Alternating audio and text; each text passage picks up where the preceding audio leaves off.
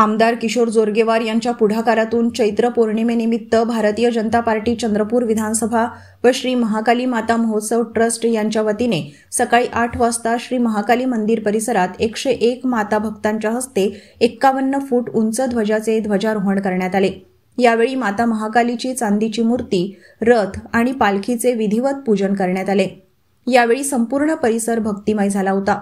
उत्सवाला चंद्रपूर विधानसभा क्षेत्रातील महिला, पुरुष, युवक आणि ज्येष्ठ नागरिकांनी मोठ्या संख्येने उपस्थिती लावली।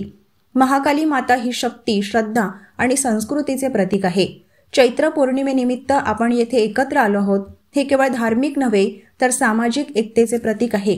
51 फूट उंच ध्वज हा आपल्या भक्तीची आणि परंपरेची साक्ष आहे। हजारो भक्तांनी दिलेला भावपूर्ण सहभाग चंद्रपूरची सांस्कृतिक श्रीमंती दर्शविणारा आहे। दरवर्षी नवरात्रात आपण महाकाली महोत्सव साजरा करतो। यावेळी रथातून मातेची भव्य पालखी मिरवणूक निघते। चैत्र यात्रेत येणाऱ्या भाविकांना दर्शन घेता यावे यासाठी रथ आणि पालखीची विधिवत पूजा करून ती दर्शनासाठी ठेवण्यात आल्याचे आमदार किशोर जोरगेवार यांनी यावेळी सांगितले। या कार्यक्रमाला मातेच्या भक्तांची मोठ्या संख्येने उपस्थिती होती।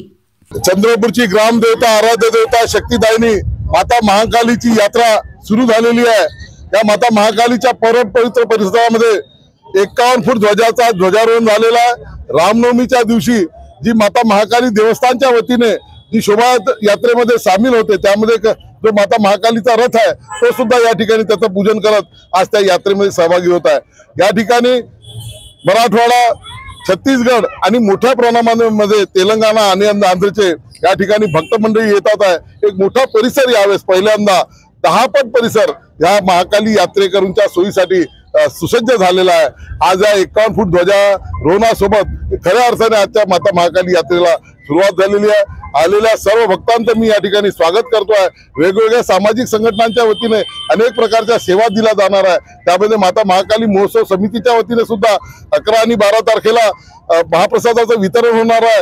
सोबतच 11 तारखेला प्रसिद्ध भजन गायिका शहनाज अख्तर यांचा कार्यक्रम होता है। भारतीय जनता पार्टी आणि माता महाकाली महोत्सव समिती ट्रस्टच्या वतीने, महाकाली मंदिर ट्रस्टच्या वतीने सुद्धा यावर्षी अनेक सोयी सुविधा सुनील भाऊ महाकाली व परिवाराच्या माध्यमातून या ठिकाणी करण्यात आलेल्या आहे। एकंदर जर लक्षात आलं, अनेक भक्तांनी केवळ चंद्रपुरात आलेलं नाही तर महाराष्ट्रातल्या, तेलंगणातील लोकांनी सांगितलं की या वर्षाची सुविधा ही अत्यंत चांगली आहे, उत्तम आहे आणि कुंभमेळ्याच्या धर्तीवर या ठिकाणी सोयी सुविधा प्रशासनाने केल्यामुळे या वर्षीची यात्रा ही खूप आनंददायी राहील आणि मोठी यात्रा भरेल असा मला या ठिकाणी विश्वास आहे। आलेल्या सगळ्या भक्तांचं चंद्रपूरकरांच्या वतीने मी या ठिकाणी स्वागत करतो। महाकाली मंदिर ट्रस्टचे जे सुनील भाऊ महाकाली व सर्व ट्रस्टचे पदाधिकारी आहे त्यांचं सुद्धा मी या ठिकाणी विशेष अभिनंदन करतो की गेल्या अनेक वर्षापासून हा परिवार माता महाकालीच्या ठिकाणी सेवा देत आहे आणि एकंदरच भक्तिमय वातावरण चंद्रपूरमध्ये आहे। मी पुन्हा एकदा सर्वांना शुभकामना। माता महाकाली मंदिराच्या परिसराचा विकास व्हावा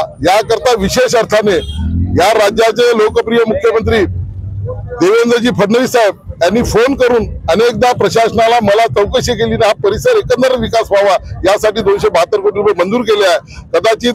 आणि सोबतच पालकमंत्री आपले उईके साहेब यांनी सुद्धा ह्या सगळ्या प्रशासनाला निर्देश देऊन या सगळ्या सुखसुविधा चांगल्या व्हावं, हे एक आध्यात्मिक केंद्र व्हावं, पर्यटनाचं केंद्र व्हावं या दृष्टिकोनातून महाराष्ट्र शासनाचा माननीय देवेंद्रजी फडणवीस, अजितदादा, एकनाथजी शिंदे साहेब, उईके साहेब यांचा हा प्रयत्न आहे।